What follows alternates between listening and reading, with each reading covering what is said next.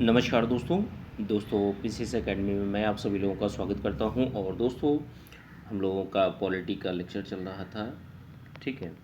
तो उसी सीरीज़ में आज हम लोग 10वां जो नवा चैप्टर था उसी का दूसरा लेक्चर देखेंगे, ठीक है। दूसरे लेक्चर में ये आपका पूरा चैप्टर कंप्लीट हो जाएगा, संवैधानिक पदों की नियुक्तियाँ। तो इस यह जो चैप्टर है दोस्तों, यह जो पीडीएफ है इसकी, ठीक है, ये आपको पेड व्हाट्सएप ग्रुप में मिल जाएगी, ठीक है। और अच्छे से आप लोग आंसर राइटिंग करते रहिए, चीज़ों को पढ़ते रहिए, ठीक है। और वीडियो अच्छा लगता है तो वीडियो को लाइक कर दीजिएगा। चलिए आज का लेक्चर स्टार्ट करते हैं। राज्यपाल की नियुक्ति और अधिकार, तो यहाँ से कल हम लोगों ने छोड़ा था, आज से यहीं से स्टार्ट करेंगे। देखिए, भारत में संसदीय और संघ और राज्यों के स्तर पर संसदीय शासन प्रणाली की स्थापना की गई है, ठीक है। अब यहाँ पर राज्यपाल की नियुक्ति जो होती है वो राष्ट्रपति करते हैं। राष्ट्रपति के प्रसाद पर्यंत, ठीक है, अपने पद पर बने रहते हैं। अब देखिए, आर्टिकल 155 में कहा गया है कि राज्यपाल को राष्ट्रपति प्रधानमंत्री की सलाह से ही राज्यपाल की नियुक्ति करता है। अब कौन कौन सी योग्यताएं राज्यपाल की होनी चाहिए, कि जैसे नॉर्मल योग्यताएं आप लोगों को पता ही होगी कि वह भारत का नागरिक होना चाहिए, 35 साल से कम उम्र नहीं होनी चाहिए, वह किसी भी राज्य में विधानमंडल अथवा संसद का सदस्य ना हो।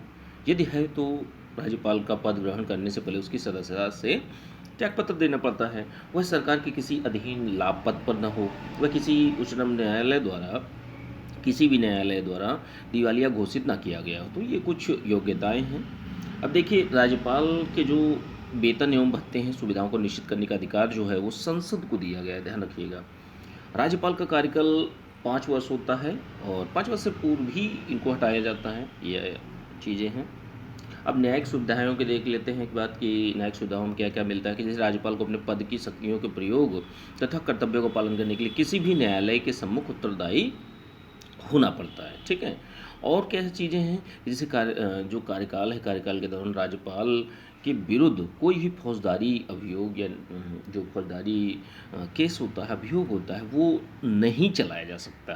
तो ये कुछ बातें हैं, उसको अधिकार प्राप्त है, संरक्षण प्राप्त है। राज्यपाल के विरुद्ध दीवानी मुकदमा चलाया जा सकता है, परंतु इसके लिए 2 महीने का नोटिस देना होता है, ठीक है। कितने महीने का? 2 महीने का नोटिस देना होता है। राज्यपाल की कार्यकाल जो अवधि है उसके दौरान कोई भी न्यायालय उसे बंदी बनाने का आदेश नहीं दे सकता। जैसे मान लीजिए कोई राज्यपाल है, उस समय वो पद पर आसीन है, तो उस समय उनको बंदी नहीं बनाया जा सकता, उन पर दीवानी मुकदमा चलाया जा सकता है, लेकिन चलाने से पहले 2 महीने का नोटिस देना होगा। फौजदारी मुकदमा जो है वो नहीं चलाया जा सकता, ठीक है। अब देखिए, राज्यपाल की शक्तियों एवं कार्यों को देख लेते हैं। जैसे कार्यपालिका की शक्तियाँ कौन कौन सी हैं, कि अनुच्छेद 154 के अनुसार राज्य की कार्यपालिका शक्तियाँ राज्यपाल में निहित होंगी, जिनका प्रयोग वह स्वयं करता है या अपने अधीनस्थ जो अधिकारी होते हैं उनके माध्यम से करवाता है। राज्यपाल को कौन कौन सी शक्तियाँ प्राप्त हैं, उनको उन चीज़ों को देख लेते हैं। जैसे राज्य का अध्यक्ष होता है, राज्य का समस्त शासन जो है राज्यपाल के नाम से चलाया जाता है। जैसे सेंटर में राष्ट्रपति के नाम से चलाया जाता है, वैसे भी राज्य में राज्यपाल के नाम से चलाया जाता है। चलाता कौन है? राज्य सरकार चलाती है। नियुक्ति संबंधी अधिकार कौन कौन से हैं, कि जैसे राज्यपाल है मुख्यमंत्री की नियुक्ति करता है और मुख्यमंत्री के सलाह पर अन्य मंत्रियों की नियुक्ति करता है। राज्यपाल जो है राज्य के महाधिवक्ता, राज्य के लोक सेवा आयोग के चेयरमैन तथा अन्य सदस्यों की नियुक्ति भी करता है। राज्यपाल राज्य की विधायिका में एक एंग्लो इंडियन राज्य की विधान परिषद में 1/6 सदस्यों को मनोनीत कर सकता है, ठीक है।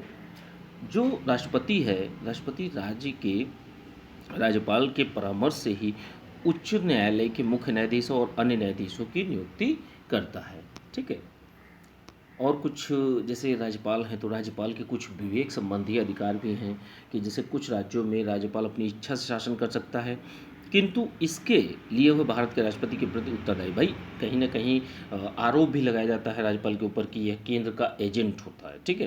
तो जबकि ऐसा चीज़ें व्यवहारिक रूप में देखने को भी मिलती हैं, ठीक है, क्योंकि सेंटर से जिस स्टेट में जो भी राज्यपाल नियुक्त किए जाते हैं तो उन्हीं के अनुसार कार्य करते हैं। उनके प्रतिनिधि के रूप में इन अधिकारों का प्रयोग कर सकते हैं। उदाहरण के लिए असम के राज्यपाल को अनुसूचित जातियों और जनजातियों के क्षेत्र में स्वेच्छापूर्ण निर्णय तथा शासन करने के कुछ अधिकार प्राप्त हैं। जब विधानसभा चुनाव में किसी भी दल को स्पष्ट बहुमत नहीं मिलता तो राज्यपाल अपने स्वविवेक के अनुसार, ठीक है, अपने विवेक के अनुसार उस व्यक्ति को मुख्यमंत्री नियुक्त करता है जो विधानसभा में अपना बहुमत सिद्ध कर लेता है। ठीक है। अब देखिए कुछ संकटकालीन शक्तियां भी राज्यपाल को प्राप्त हैं। तो वो कौन कौन सी हैं कि जैसे यदि राज्यपाल को यह अनुभव हो जाए कि शासन जो राज्य का शासन जो है वो संविधान के अनुसार नहीं चलाया जा रहा, या राज्य में आंतरिक शांति भंग हो गई है या होने की संभावना है, तो इसकी सूचना भारत के राष्ट्रपति को देता है। राष्ट्रपति के कहने पर आपातकाल की घोषणा या राष्ट्रपति शासन लगाता है। ठीक है। जो राष्ट्रपति के आदेश पर शासन का समस्त कार्यभार अपने हाथ में ले सकता है, कि राष्ट्रपति अगर बोले राज्यपाल से कि आप स्टेट सही से नहीं चलाया जा सकता, मतलब चलाया जा रहा, ऐसी स्थिति में आप अपने हाथ में ले लीजिए, तो राज्यपाल अपने हाथों में ले सकता है। ठीक है। राज्य का अध्यक्ष होने के कारण जो राज्यपाल है विधानसभा को भंग कर सकता है, भंग करने और उसकी अवधि बढ़ाने का भी अधिकार रखता है। ठीक है। अब देखिए सूचना प्राप्त करने का अधिकार, जैसे राज्यपाल है मुख्यमंत्री से किसी भी प्रकार की सूचना प्राप्त करनी है तो उसके लिए यह अधिकार रखता है। साथ ही मुख्यमंत्री का भी कर्तव्य होता है कि राज्यपाल को मंत्रिमंडल के सभी निर्णय जो भी लिए जाते हैं मंत्रिमंडल द्वारा, तो उन निर्णयों को उन निर्णयों को वह राज्यपाल को बताए, अवगत कराए। राज्यपाल मुख्यमंत्री जो राज्यपाल होता है मुख्यमंत्री को किसी भी मंत्री के व्यक्तिगत निर्णयों को मंत्रिपरिषद के समक्ष पुनर्विचार के लिए रखने के लिए भी कह सकता है। ठीक है, कि ये राज्यपाल की चीज़ें हो गई। अब देखिए जैसे राज्यपाल की कुछ वैधानिक शक्तियां हैं तो उनको देख लेते हैं कि राज्यपाल विधानमंडल का सदस्य नहीं होता है। ठीक है, जैसे संसद का सदस्य राष्ट्रपति होते हैं, लेकिन विधानमंडल जो राज्य विधानसभा होती है, विधानमंडल होता है, ठीक है, तो उसका सदस्य नहीं होता है, किंतु राष्ट्रपति की तरह ही वो विधानमंडल का अंग होता है। ठीक है, अंग होता है लेकिन सदस्य नहीं होता है। ठीक है। राज्यपाल विधानमंडल का अधिवेशन बुला सकता है, उसे स्थगित कर सकता है, उसकी अवधि बढ़ा सकता है। अधिवेशन बुलाने के संबंध में राज्यपाल इस बात का ध्यान रखता है कि 2 अधिवेशनों के बीच 6 माह से अधिक का समय ना हो। राज्यपाल जो है विधानमंडल के किसी भी सदन में भाषण दे सकता है, अपने संदेश भेज सकता है, और जैसे कोई भी विधेयक है, प्रत्येक विधेयक को अधिनियम का रूप धारण करने के लिए उसको पूर्व राज्यपाल की स्वीकृति प्राप्त करना अनिवार्य। भाई कहीं ना कहीं जैसे कोई भी संसद से कानून पारित होता है तो राष्ट्रपति की स्वीकृति आवश्यक होती है, वैसे ही स्टेट में विधानसभा से पारित होने के बाद, विधानमंडल से पारित होने के बाद राज्यपाल को स्वीकृति के बाद ही कोई भी कानून बनता है। राज्यपाल किसी विधेयक के राष्ट्रपति के अनुमति के लिए रोक भी सकता है। राज्यपाल विधान परिषद जो होती है, ठीक है, तो विधान परिषद के 1/6 सदस्यों को नियुक्त करता है। प्रत्येक वर्ष विधानमंडल का अधिवेशन राज्यपाल के भाषण से ही स्टार्ट होता है। ठीक है, प्रारंभ होता है। अब देखिए वित्तीय शक्तियों की बात कर लेते हैं कि वित्तीय शक्तियाँ क्या क्या कौन कौन सी होती हैं। कि जैसे कोई भी धन विधेयक जो है बिना राज्यपाल की सिफारिश के विधानसभा में पेश नहीं किया जा सकता। ठीक है, अर्थात विधानसभा से अगर धन की मांग राज्यपाल की सिफारिश पर की जा सकती है।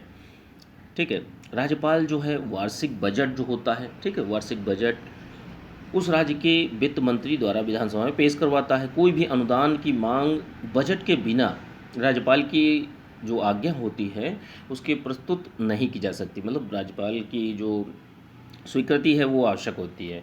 राज्य की आकस्मिक निधि पर राज्यपाल का नियंत्रण होता है। संकट काल में क्या होता है कि जैसे संकट का अगर कोई आपदा की स्थिति आ गई या संकट काल आ गया तो ऐसी आवश्यकता पड़ने पर राज्यपाल इस जो आकस्मिक निधि होती है उससे धन का व्यय कर सकते हैं। अब देखिए न्यायिक शक्तियों की बात कर लेते हैं कि जैसे राष्ट्रपति के समान राज्यपाल को भी कुछ न्यायिक शक्तियाँ प्राप्त हैं।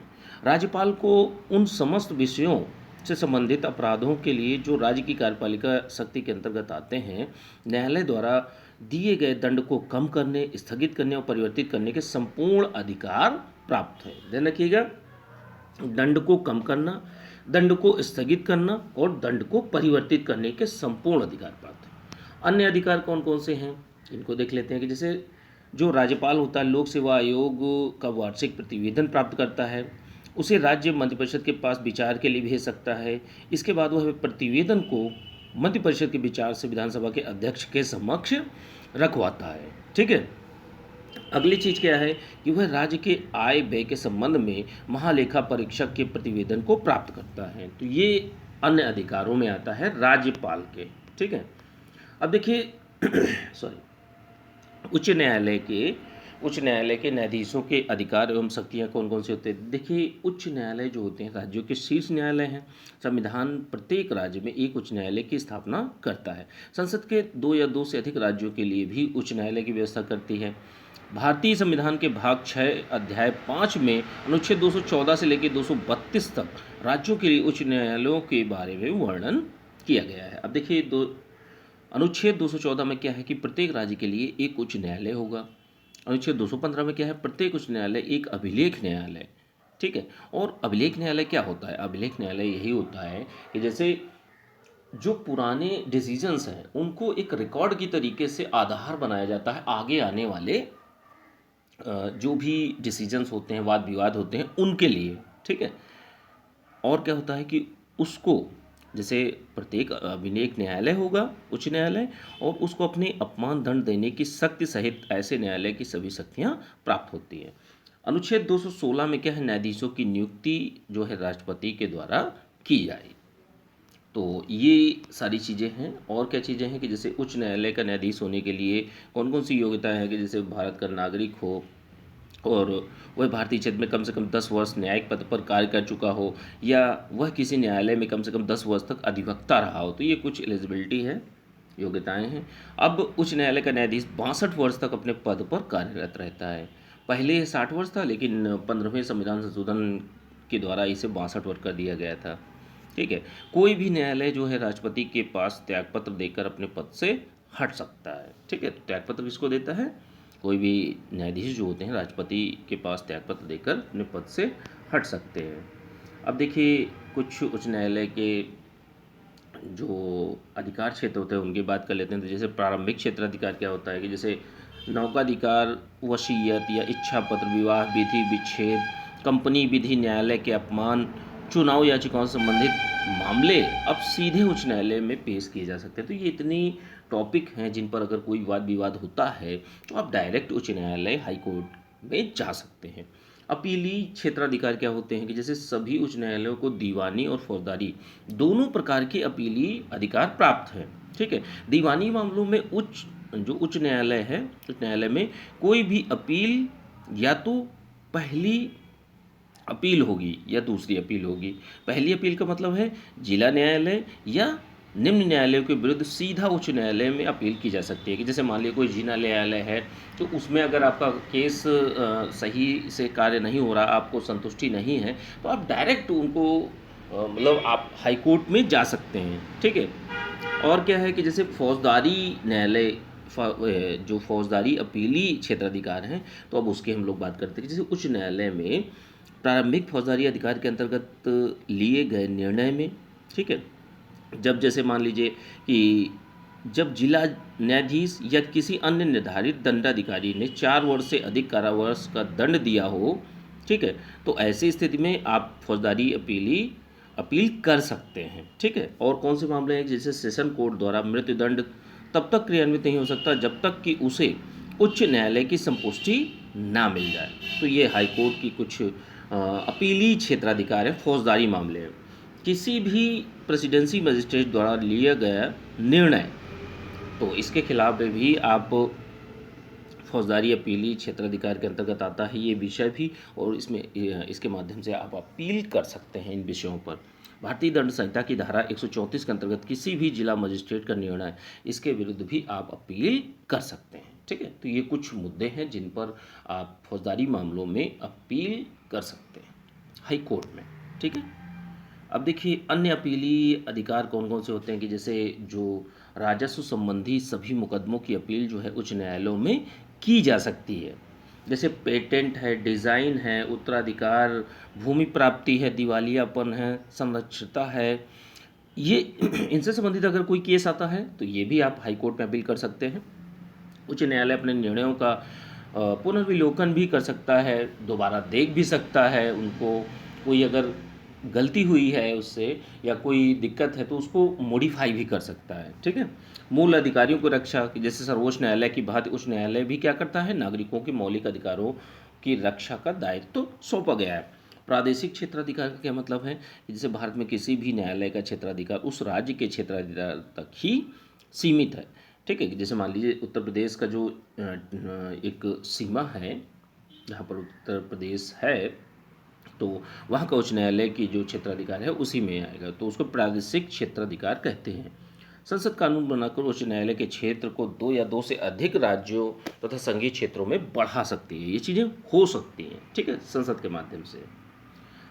अगली चीज़ क्या है कि लेख जारी करने का अधिकार की जैसे संविधान के अनुच्छेद 226 के अनुसार उच्च न्यायालय को मौलिक अधिकारों को लागू करने के लिए तथा अन्य उद्देश्यों की प्राप्ति के लिए लेख जारी करना, ठीक है, रिट जारी की जाती है। अगली चीज़ क्या है, जो अधीक्षण की शक्ति होती है कि जैसे उच्च न्यायालय को अपने क्षेत्राधिकार आने वाले अधीनस्थ न्यायालयों का अधीक्षण एवं निरीक्षण करने का भी अधिकार प्राप्त है। जैसे सैनिक न्यायाधिकरण इस अधिकार के अंतर्गत नहीं आते हैं, बाकी सारे के सारे जो आते हैं उनकी अधीक्षण जो है वो आपका हाई कोर्ट करता है, ठीक है। अब अगली चीज़ क्या है कि प्रशासकीय अधिकार कौन कौन से होते हैं कि जैसे संविधान के अनुच्छेद 229 के अनुसार उच्च न्यायालय के पदाधिकारियों और कर्मचारियों की नियुक्ति व सेवा की अन्य शर्तें मुख्य न्यायाधीश द्वारा नियुक्त की जाती हैं, ठीक है। इसके लिए राज्यपाल और लोक सेवा आयोग से परामर्श लेता है, ठीक है। तो देखिए जैसे राज्यपाल है और लोक सेवा आयोग से परामर्श मुख्य न्यायाधीश लेता है, लेकिन जो प्रशासकीय अधिकार है वो आपका मुख्य न्यायाधीश के द्वारा ये चीज़ें निर्धारित की जाती हैं। अब देखिए प्रशासकीय न्यायाधिकरण के संबद्ध कार्य कौन कौन से हैं कि जैसे प्रशासकीय न्यायाधिकरणों को नियंत्रित करने के लिए उच्च न्यायालय तथा सर्वोच्च न्यायालय दोनों को अधिकार दिए गए हैं, जबकि 42वें संविधान संशोधन द्वारा उच्च न्यायालय के अधिकार क्षेत्र से इन न्यायाधिकरणों को बाहर कर दिया गया था, ठीक है। किंतु 44वें संविधान संशोधन के तहत इन चीज़ों को पुनः सेम पोजीशन पर कर दिया गया है, पुनः अधिकार मिल गया है। अभिलेख न्यायालय क्या है, देखिए उच्च न्यायालय एक अभिलेख न्यायालय भी है। इसके निर्णय प्रमाण के लिए दूसरे निचले न्यायालयों के सामने रखे जा सकते हैं। इसकी वैधानिकता में किसी भी प्रकार का संदेह नहीं किया जा सकता। तो ये अभिलेख न्यायालय हाई कोर्ट को हो गया, ठीक है। तो ये कुछ चीज़ें थी, इनको हम लोगों ने देखा आज, ठीक है। इसकी पीडीएफ आप लोगों को आज की डेट में मिल जाएगी, ठीक है। पेड व्हाट्सएप ग्रुप चल रहा है 2020 मेंस का, तो आप लोग देख सकते हैं। और जो लोग भी 2019 का मेंस के लिए नोट्स चाहिए तो आप लोग डिस्क्रिप्शन बॉक्स में डिटेल पड़ी हुई है या तो इस नंबर पर मैसेज कर सकते हैं, ठीक है। चलिए ठीक है, थैंक यू देखने के लिए।